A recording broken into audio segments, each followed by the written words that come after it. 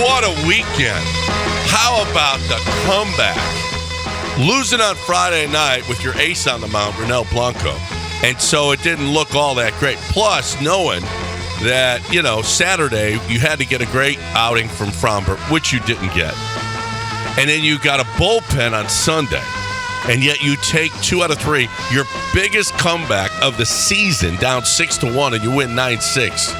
And then you lasted out a 2-hour and 45-minute rain delay and win 10-5 in extra innings yesterday. What a weekend. Over 500 for the first time this year. 3.5 games back of Seattle. It is on July 1st, and this team is looking like it's supposed to, with literally 5 starters down. 5. Yeah. It's incredible. Well, I mean, they're scrapping it. It's a combination of, I mentioned this the other day. I don't know if it kind of blazed by you or not, but I think you alluded to this because we saw it again yesterday. They're getting like ground outs for runs scored. Yeah. They're putting Jake, you had one yesterday from Jake again. You had 2 of them. I think you had 2 manufactured through just ground outs. Like they're putting bat on ball with men in scoring position. We talked and lamented, and rightfully so, about all of the men left on base early in the year. And they're now scratching together runs through just putting bat on ball, but also big innings. Like they're also creating crooked numbers. And we saw that happen yesterday after obviously more than once, but especially after the rain delay. I mean, this is something that could have gone dreadfully wrong for you after where you are on the other side of it and you lose 2 of 3 where you give up the lead, then it goes to rain delay and, you lost some momentum. But instead they rescued it with a huge 11th and, you lost Jose Altuve. But he doesn't get mad like that, and he was furious. Yeah. And that's the same. Well, we've seen that the second time, that's though. The second time now in the last couple of weeks, 2 weeks. Yeah, the White Sox game, he was furious. Lost it too, Yeah. and that's the same umpiring crew that lost track of the count somehow yesterday. Yeah. They had to go to the review booth to make sure, and nobody in the the scoreboard apparently had it wrong, and for whatever reason, the home plate umpire did too. He has an indicator in his hands. There's no other fans in the background are holding up 4. Like, dude, it's 4 balls. Yeah, just you can see Mets fans are frustrated because the Astros got the walk, and they're all saying 4. It's 4 balls. What are we doing? They go to the replay booth to make sure it's 4 balls. I guarantee you that umpires out there. That's embarrassing. Knew how many. And you could tell when he had to say, after further review, it is 4 balls and it's a walk. He was so embarrassed. That's embarrassing. Yeah. Yeah, that is embarrassing. And apparently it's the second time that's happened to that umpire. Heroes of the weekend. Alex Bregman, his hit on Saturday to drive in 2 runs. Yeah. Dubon to add on with the double. That was fantastic.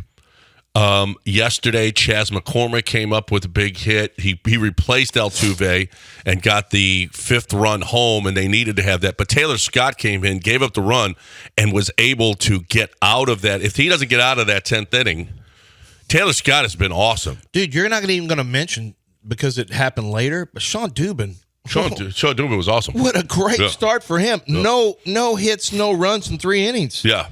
Yeah. They got to let him go for the no-hitter. So next time they got to let him try to finish. Yeah, 3 1/3. Brian King comes in. Brian King has come out of nowhere, and now he's getting huge pitches, huge appearances. Seth Martinez struggled. Brian Abreu struggled. But Presley came in. Scott came in. Contreras had a 5-run lead. But that was all. Friday night, they left 14 on base. They outplayed the Mets all weekend long. All weekend long, they outplayed the Mets. They did have the Framber inning. Framber went back to his old ways where he flips the ball with his glove over the backstop. It was like, oh my gosh. Bregman had an error. And then, or no, Altuve, the ball goes through Altuve, which could have been a double play. And it just seems like Framber just gets flustered. That weak ground ball in front of the plate, and he flips it over. It's a nightmare when he has to field. When he has to field. When he has to field, he panics and just does dumb stuff. Like he may be the worst fielding pitcher in baseball. If Mike Hampton was the greatest Astros fielder who would win Gold Gloves, Framber, if they had something called the glove of actual dog turds, he would win that award every year. It's unbelievable. When he has to range off the mound, you're going to get something. It is going to be like you're in for a roller coaster. You have no idea what's coming next. So, Yordan, it seemed like he was on base every at bat. I got to look. He was on 2 out of 5 here. He was on 3 out of 5 here, and then he was on 4 out of 5 on Friday. 4 out of 5, 3 out of 5, and 2 out of 5. Yordan when Yordan is on base and running the base.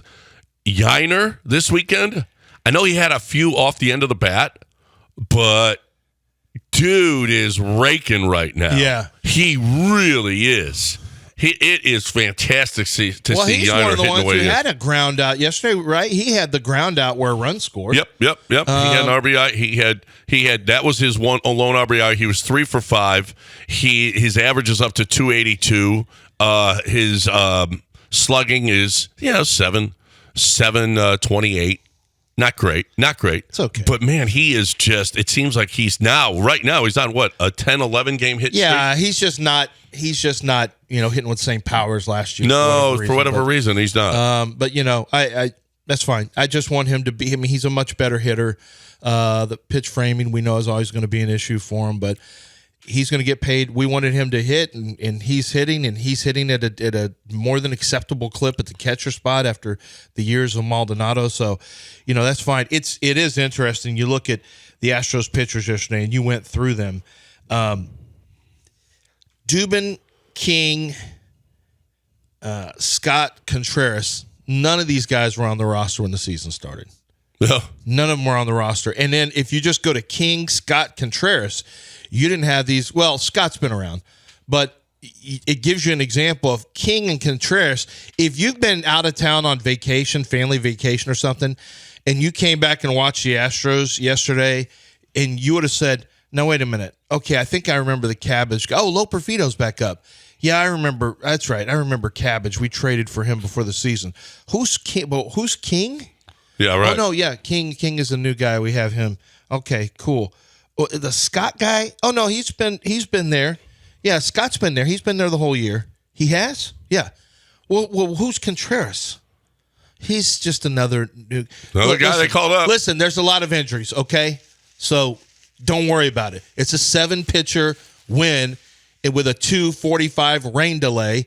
Take it because you won another series. And the Astros are winning series after series. Yep. They're playing sign of the devil baseball right now. But we go 6, 6, 7. We round up to the 7. Yeah, we're not doing that. We're not doing that. No, Sean Dubin was awesome yesterday. Coming in, giving you 3 innings was just fantastic. 3+. Yeah, they ran him out there for the next inning. And that's all he gave up was the 3 walks. He had 2 strikeouts, no hits. Brian King gives you no hits. Seth Martinez has been used so weirdly lately. He did give up a couple of runs, but he went on like 12 days without throwing, without being on the mound, which was really, really weird, especially for a team that needs as much pitching as they've needed. Although the starting pitching has been great.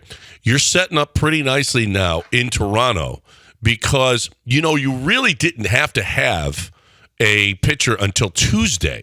In Toronto, you really could have started Hunter Brown on 4 days rest and Eric Eddy on 4 days rest, and then worried about this tomorrow. But instead, you put in Dubin. Now you got Brown, Eric Eddy, Blanco, and Framber over the next 4 days in Toronto. Which is at some point you got to get somebody back. I would imagine. This is so. Is Verlander? I mean. This is so weird. Well, he was on injured list, so we'll see. The Verlander thing is, they made it sound like the day after he had he was scratched.